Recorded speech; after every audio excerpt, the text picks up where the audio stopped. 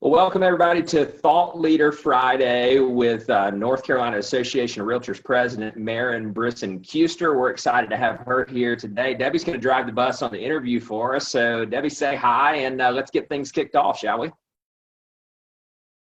Hey guys, thanks for tuning in today. We are so excited to have Maren with us. She's been attending some legislative meetings and then keeping us up to date with all things real estate. So super excited to be talking with her today. So Maren, give us a little insight to who you are and your background in real estate.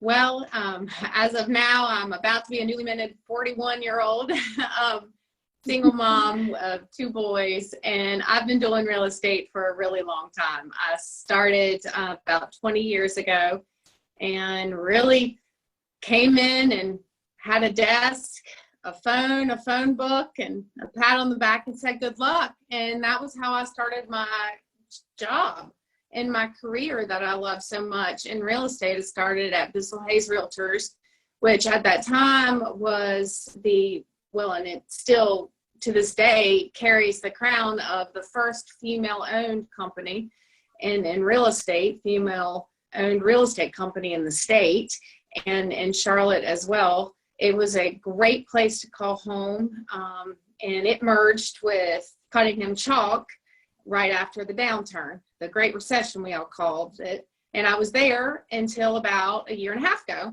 when I came over with my good friend Valerie Mitchner over here at HM to be COO for her and help run this company and grow it. And it's been a wild ride. I love real estate, and I ate a lot of ramen noodles when I first started my career in my early 20s. But now I can look back at a couple decades and really appreciate who and what we are and how we help contribute to our communities. So it's been a great pleasure to serve people in our communities in real estate. That's great. What roles have you held within your local board or now president within the state? Well, I've held a multitude of roles in my day. I started in leadership development program in 2005, so just a couple years into real estate. I came in really as the new generation. When I started, the average age of the realtor was almost 60. And when I started at my firm, I refused to follow the rules. I didn't wear pantyhose. I didn't wear closed-toed shoes. I didn't do any of the stereotypical things that at that point in time we were expected to do. So in came the new era, and I was not alone. And so I was joined in leadership over the last 15 years with a bunch of my peers. And I was honored to serve as the Charlotte president. I got the BOGO year, so I served as president there for 2 years.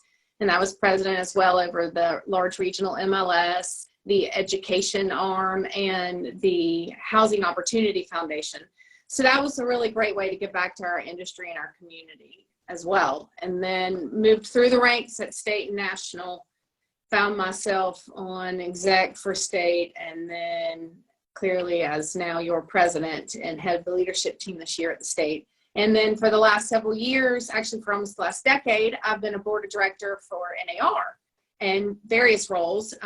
For most of that, I served as a seat for the largest city in the state association of Charlotte. That's where I'm from and continue to live and practice. And so I sat there for about 6-7 years in that role, and now I serve as state representative and will continue for the next 5 and serve on finance at NAR as well. So that's been a pretty big lift this week as we've gone into our virtual meetings at NAR. Yeah.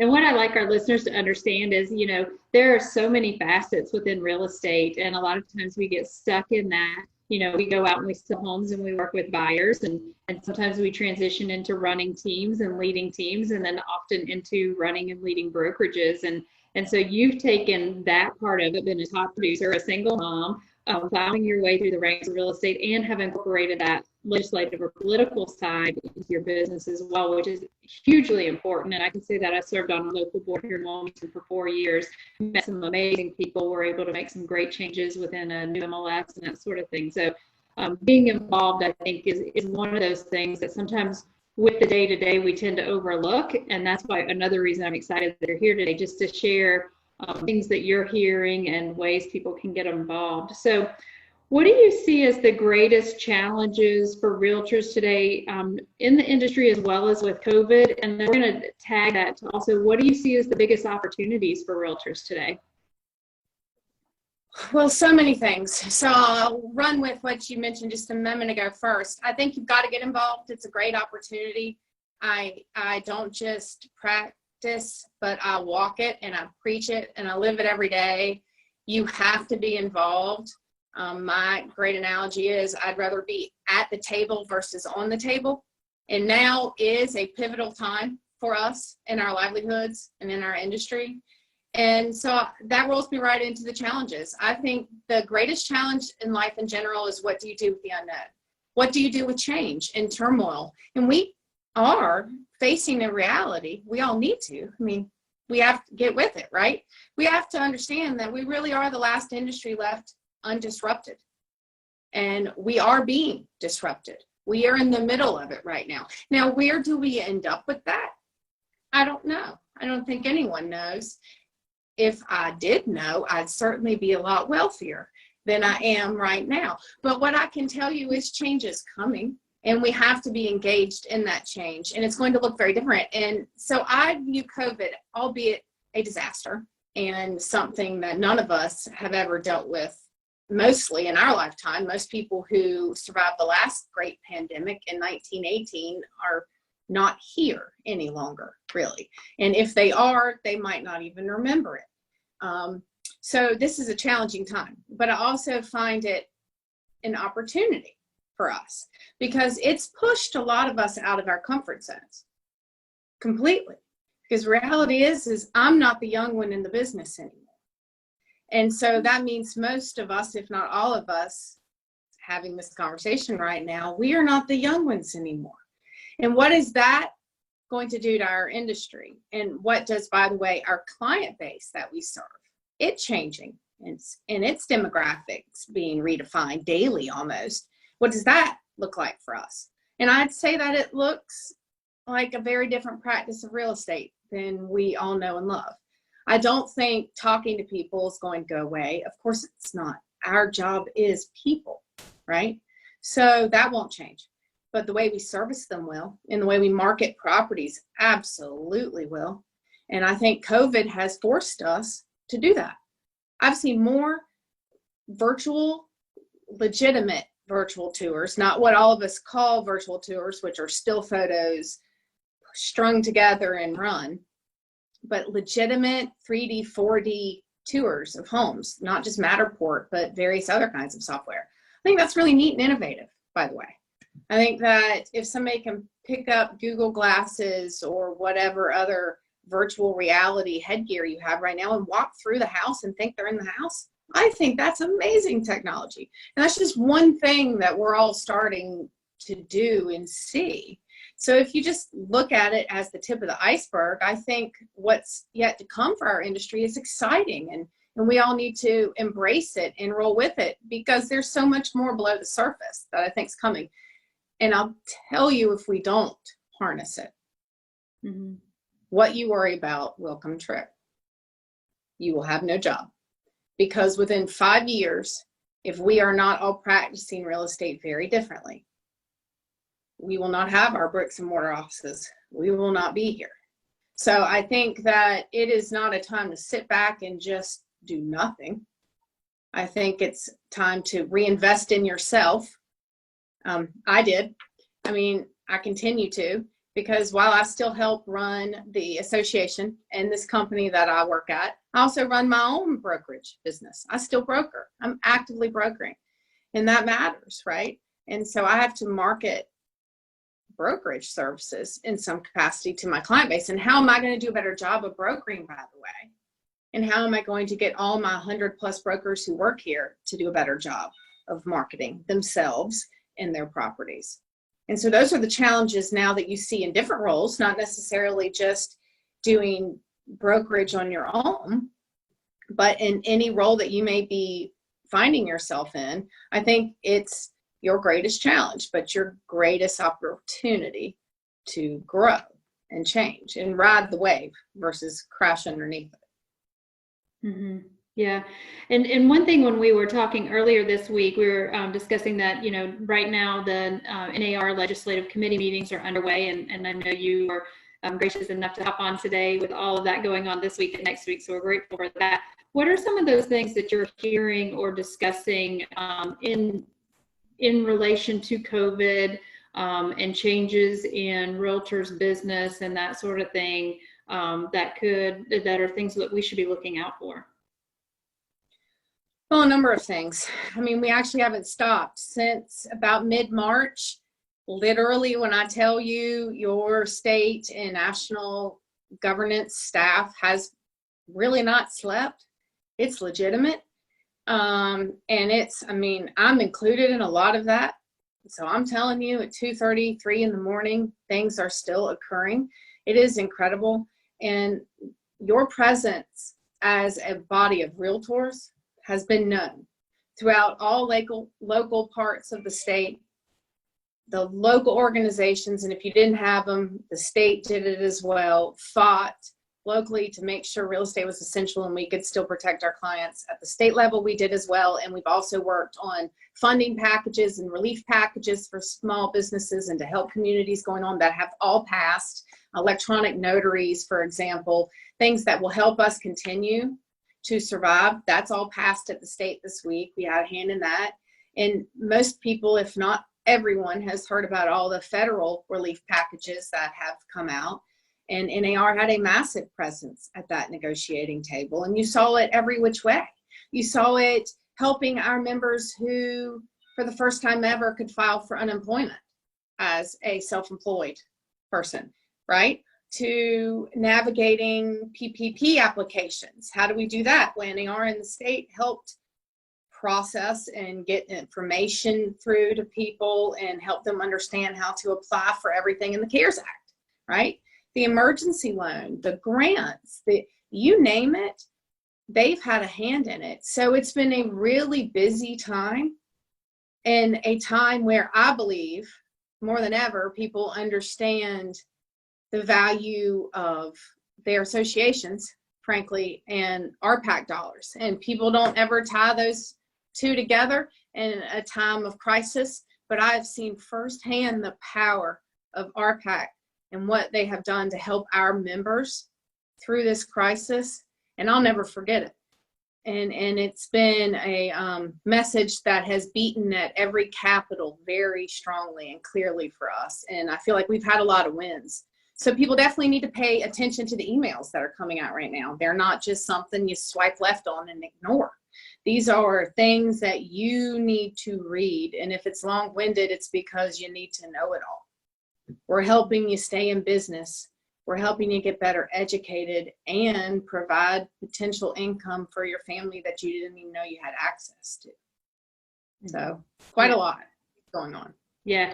And I can see just locally too, several of the things like, well, so with North Carolina, we're typically heinies and chairs for pre-licensing courses, CE courses on update, and a lot of that has transitioned to be allowable via Zoom, and take the classes and all of that via Zoom. And then also the designations have come out to where you can take the designation for free and it counts CE. Yep. So there's a lot of changes that you guys, and I'm sure every state varies. At the same time, like Maren's saying, stay in touch with what your state's doing with some things that way, because when you look at these designations, if you have a little extra time and it's something you've always wanted, you take it for free online, take advantage of that. So just being abreast of what's going on. Now, another thing that I know that came out just on May 1st, so last week, is the clear cooperation that came into play with MLSs and having more restrictions on making sure those listings are in MLS before marketing and that sort of thing. How do you see that impacts us as realtors, and what are the pros and cons of the new rule? Well, the impact and the base rule, if you want to boil it down, do not market outside of your firm if you are going to have a pocket listing. If you do, it must go in your MLS. Now, depending on your local MLS, the rules are all slightly nuanced and different. on how quickly they need to go into the MLS, fines for non-compliance, etc. So clearly check with your local MLS. But the base rule again is do not market your property outside of your firm, or it must go into the MLS system. Plain and simple. And that is going to cause some ripple effects and some confusion. You do have clients, we've all more than likely had at least one or two that did not want their property marketed for whatever reason. Safety, maybe they were a professional athlete, getting traded, didn't want anyone to know, something crazy even, right? Who knows? But they happen. They no longer can do that unless they stay within your own firm. So pros and cons, there are a lot of them on both sides. And I don't know how valuable it is to you to go through them all, but what I can tell you is it's here to stay. It's not changing. This rule is not going away. So what we all must do is figure out a way to market our properties effectively while still stay in legal compliance with our fiduciary responsibility to our clients. And so I would tell you that that's a challenging paradigm to sit in slightly with clear cooperation. It was an almost unanimous vote at NAR's board meeting when this passed. I was one of a handful that voted against it, not because I don't believe in the premise. I do believe in the premise, and I do believe that this rule helps with fair housing, which is extremely important. And we all must be more cognizant of fair housing issues as they arise. So I think had they not made certain exceptions to this rule, it would have done a better job of that. What this has done, right, wrong, or indifferent, has allowed a much larger company to market to more people and more consumers. I'm not certain how that exception of staying within the firm helped protect with fair housing, but ultimately I'm not the judge of that. The public is. So time will tell. But that's really what we all have to be cognizant of and be careful. And I caution everyone to make sure they understand our local rules on this. And if not, get some clarity, because this will be something that carries a fine pretty much in every market. Yeah, and that's what we've been seeing locally. So here's one of those topics that we as realtors discuss and wonder about, but never have any clear direction on. So the MLS, we've heard of things like upstream fast, and the MLS could go away, the MLS could stay. We are locally seeing, and I shared this with you, where we've gone to regional MLS to where there are fewer MLSs in our state, and we can join various MLSs as long as our company joins the outreach. You know, we could, here in Wilmington, we could go join Charlotte's MLS as long as our company would allow it. So what are you seeing as the future of MLS?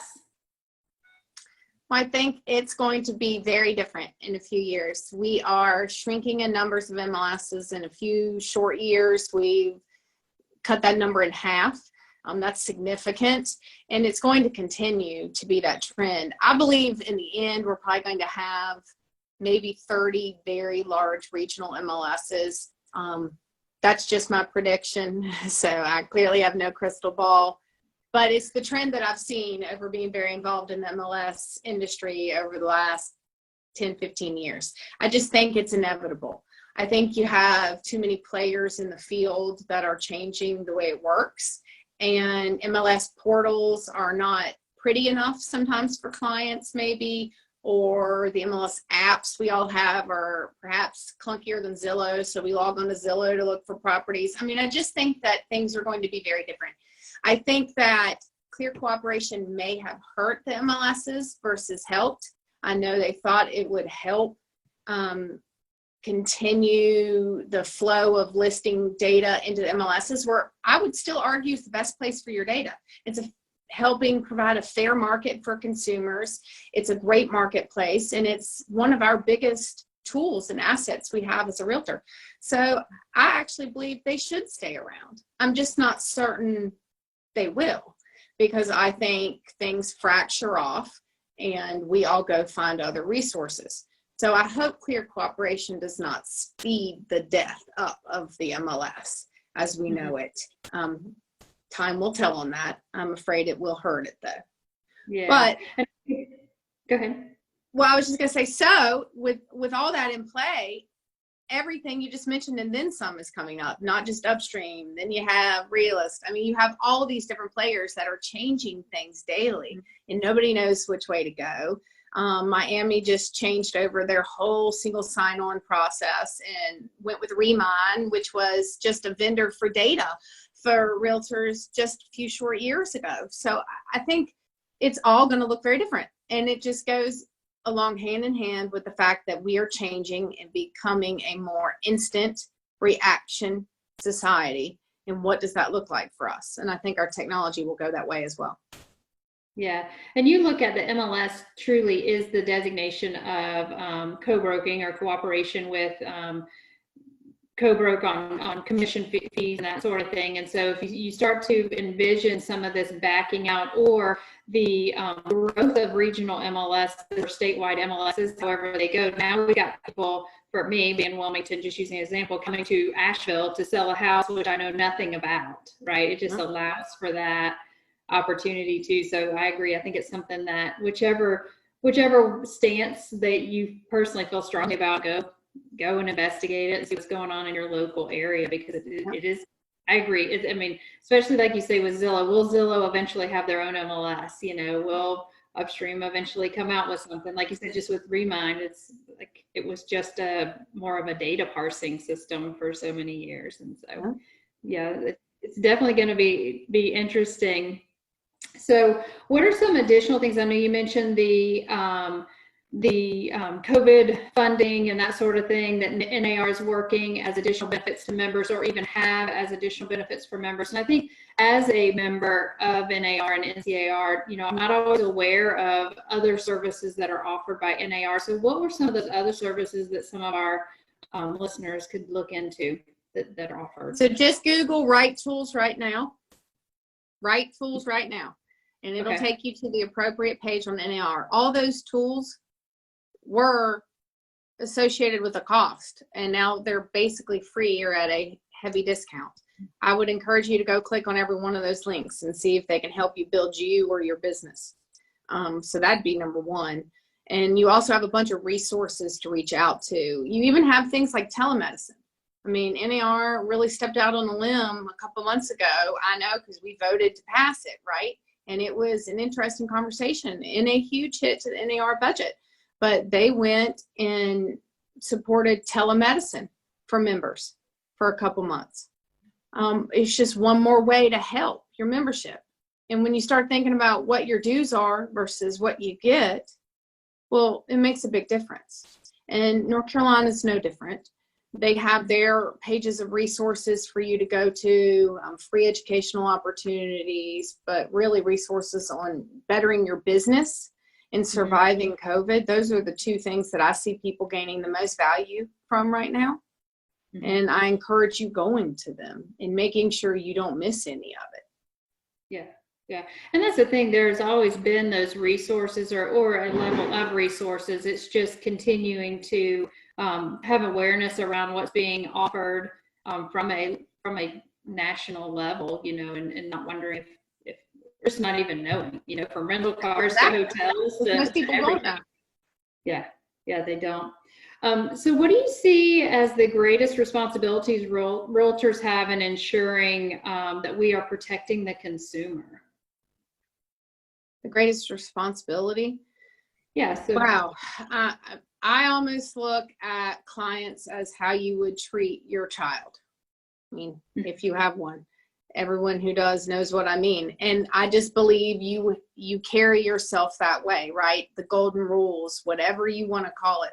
I think we're governed by that. So I think that's an extremely big burden, responsibility, and honor we all have. We are, for the most part, at any rate, helping people with their largest and most important investment in their life.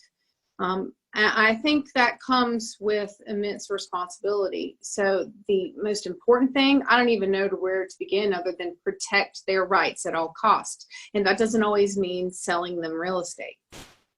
That's one of the reasons why I'm involved and engaged at a local, state, national level, politically, in the organizations, you name it, because I want to know that people are protected legally. I want to know that we all still have tax write-offs for our property taxes and our mortgage interest. I want to make sure that the communities that I serve in are getting appropriate funding for infrastructure and commercial growth grants, and you name it, right? And I think that's all part of our responsibility as realtors.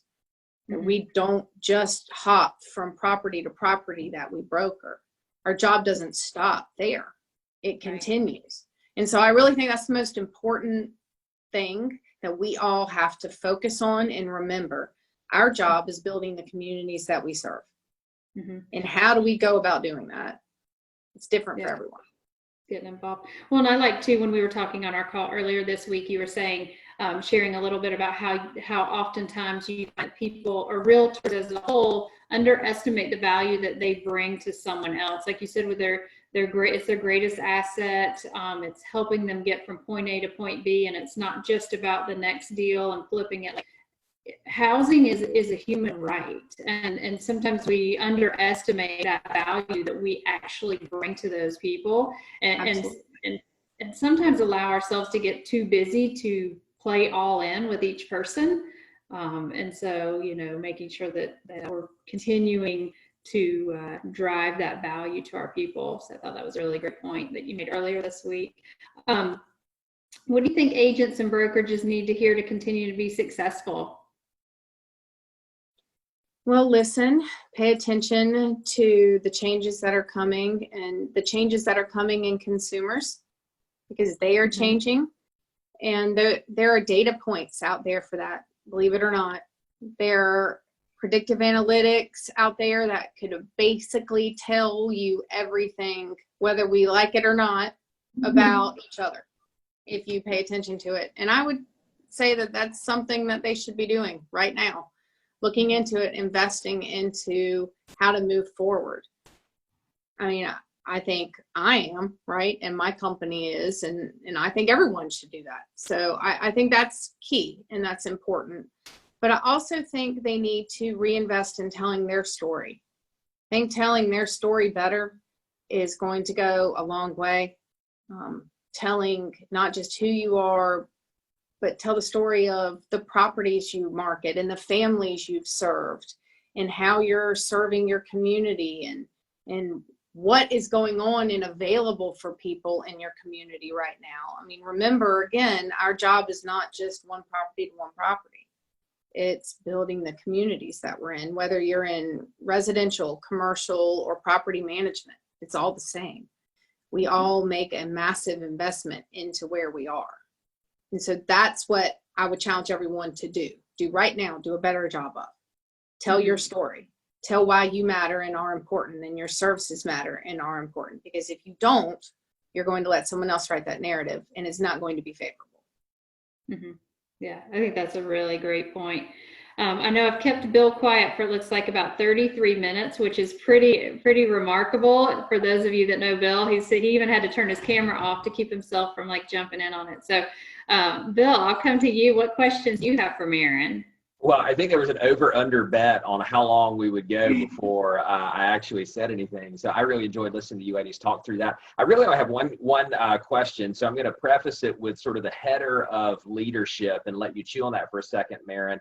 I know you run a very successful brokerage firm. You're clearly running the the North Carolina Association of Realtors, and I'm sure sit on a number of committees or subcommittees. And most of the folks who are watching this video either lead teams or lead firms or lead families or some combination thereof.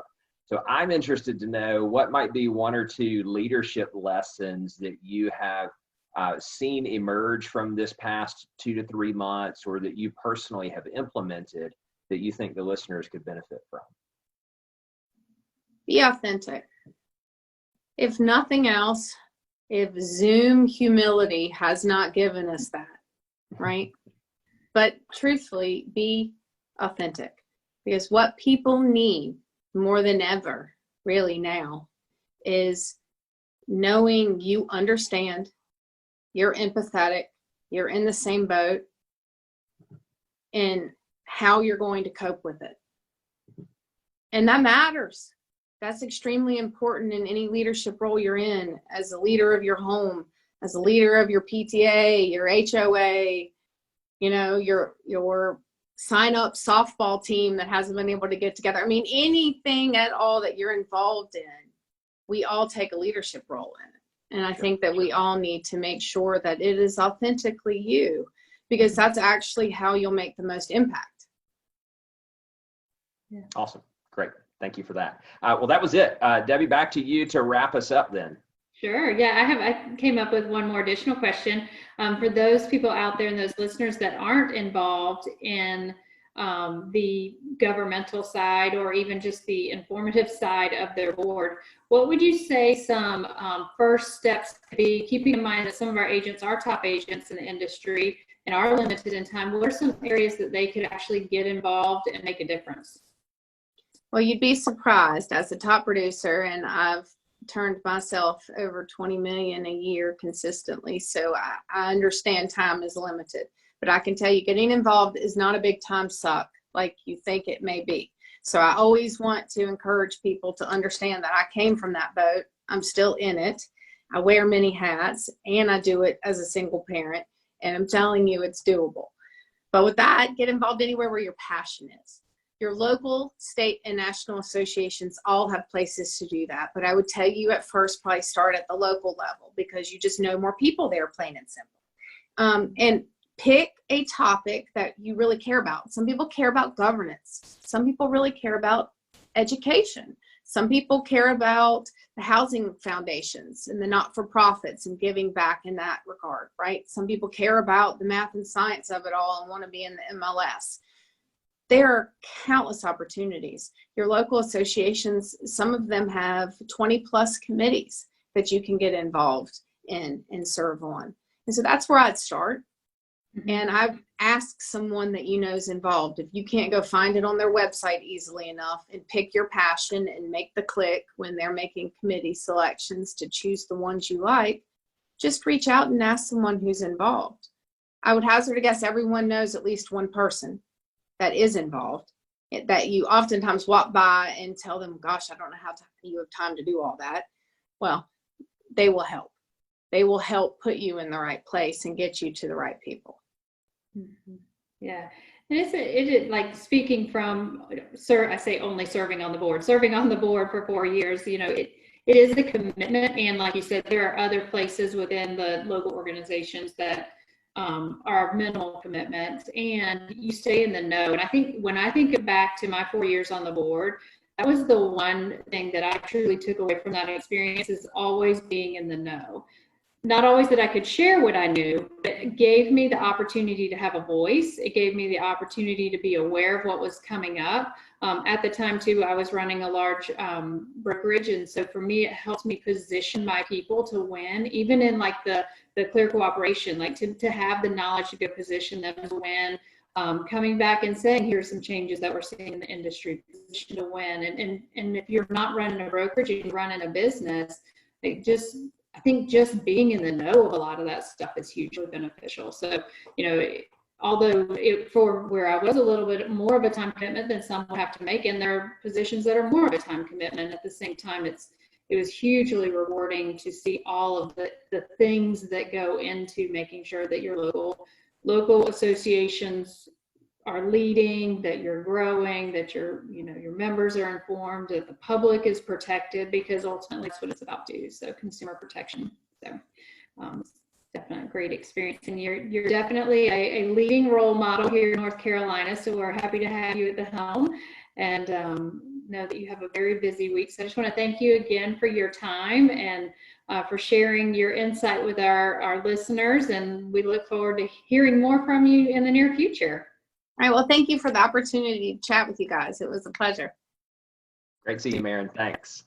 Happy Mother's Day. Thank you. Happy Mother's Day. Thanks.